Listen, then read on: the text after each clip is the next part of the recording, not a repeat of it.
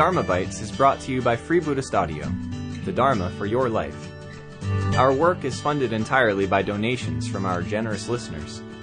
If you would like to help us keep this free, make a contribution at freebuddhistaudio.com/donate. Thank you, and happy listening. The imagination is the unification of the person. What we mean by imagination is a unified human being with all of their faculties alive and interacting with each other.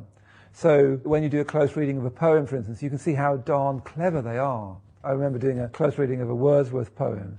His iambics is really quite brilliant. His word placing in that iambic, incredibly carefully thought about to emphasize the thought that he's having.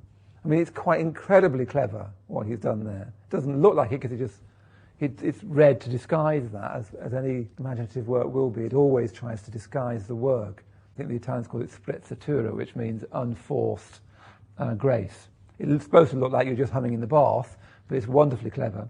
So you've got this fantastic thought, you've got this really alive emotionality, you've got this sensuous response to things.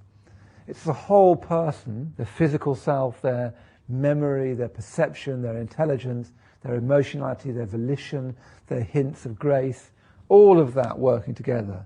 That's what imaginative experience is. It's the whole person fully flowering, if you see what I mean. And that's clearly why Bhante has emphasized it so much, because that's of the spiritual itself. The whole of the spiritual life is trying to help the whole person flower like that, flourish like that, in all ways. So Bhante and Buddhism asks us to think more deeply, think more critically, think more keenly. It asks us to feel more deeply, to feel more passionately, to feel for other people more. It asks us to act more courageously, more fully, more unwilling to sort of go for second best, for sort of compromises. It asks for the whole person to grow in all directions at once. That's why the lotus is the great symbol of Buddhism, because it's an unfolding of the whole of the human psyche at its absolute best. We hope you enjoyed today's Dharma Bite. Please help us keep this free. Make a contribution at freebuddhistaudio.com/donate. And thank you.